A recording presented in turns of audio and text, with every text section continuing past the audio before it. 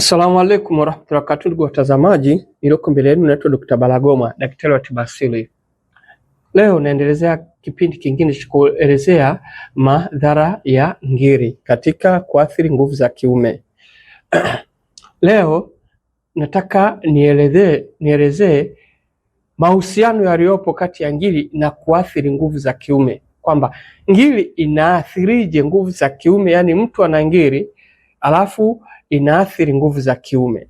Ndugu watazamaji, naomba mnisikize vizuri. Ngiri nimeshaelezea maana yake namna jinsi ambavyo ngiri inavyoathiri nguvu za kiume.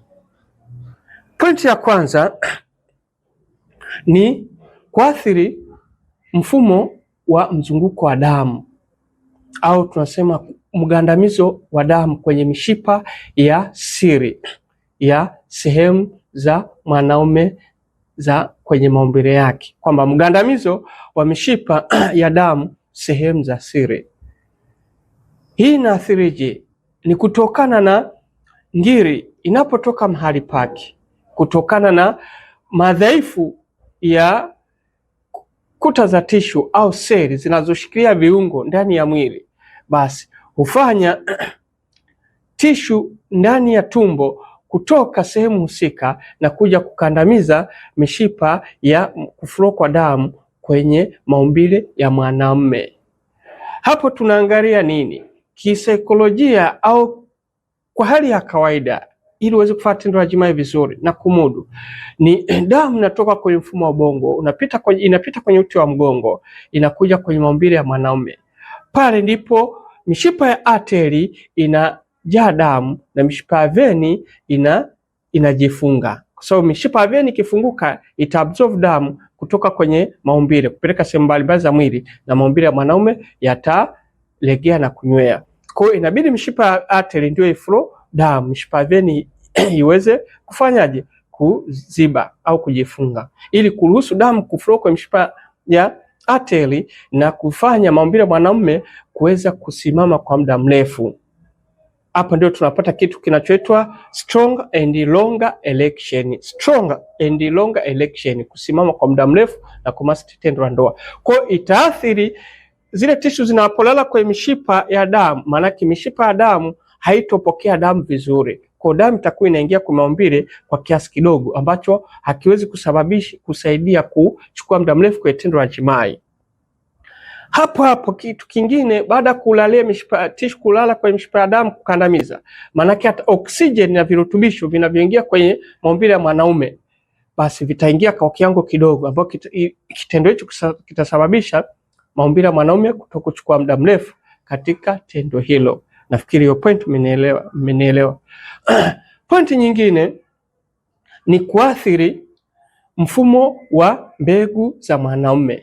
Yani inaathiri kwa kifupi kuflow kwa sperm za mwanaume, yani kutembea kwa mbegu za mwanaume. Tishu zinapotoka tumboni na kuja kulala kwenye mishipa ya maumbile ya mwanaume, manake hata zile mbegu za mwanaume zilizotoka kwenye korodani kwenda sehemu mbalimbali za mwili, ina maana kwa ajili ya kwenda kufanya urutubishaji wa mbegu wa mwanaume au katika kuleta wingi wa mbegu, ndio unasababisha hata mwanaume kuwa na hisia.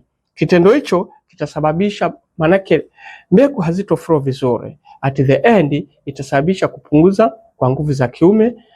Pia itasababisha hata sperm kuwa dhaifu, yani kuwa ndogo na kuwa dhaifu.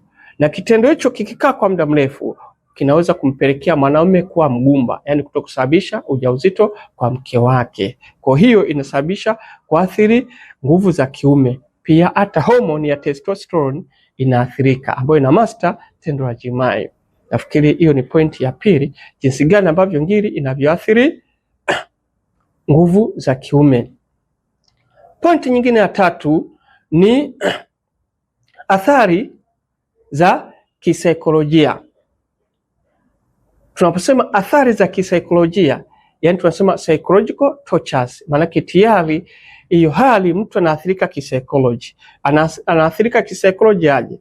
Maana tayari hiyo hali inampelekea mwanaume au kijana kuwa na wasiwasi kitandani, yani maana tayari ataathirika kisaikolojia kutokana na changamoto kutoka master tendo la ndoa, kutokana na athari za ngiri. Kwa pointi ya tatu tunaangalia kwamba athari za kisaikolojia unaona au psychological tortures, manake au psychological stress, manake mtu anakuwa na psychological stress, kwa atakuwa na wasiwasi na kutoka kujiamini kitandani katika tendo hilo akiwa na mwenzake, kwa sababu tayari anakuwa hawezi kumaster tena tendo la jimai.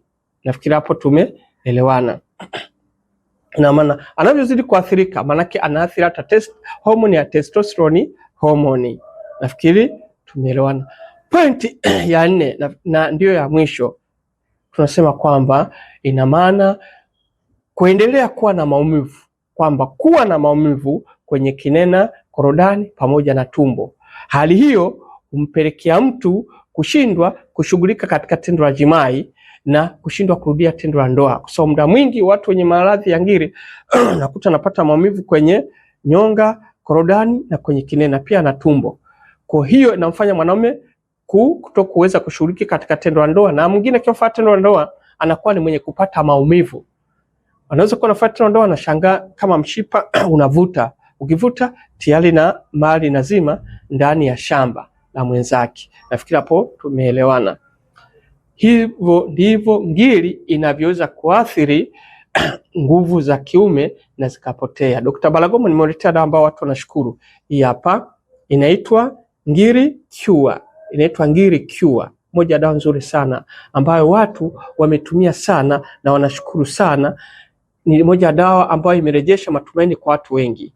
Watu wengi wananiambia wanapata mafanikio katika tendo la ndoa, na pia kuna watu wameniambia kwamba alhamdulillah, hadi maumbile yalikuwa madogo yamekuwa makubwa. Ina maana yalikuwa madogo kutokana na ngiri ilikuwa inafanya maumbile ya mwanaume yanakuwa kama ya mtoto mdogo, ambao ni changamoto katika tendo la ndoa. Unakuta mwenza hajisikii, yani hasikii neema iliyoko ndani ya mwili wake.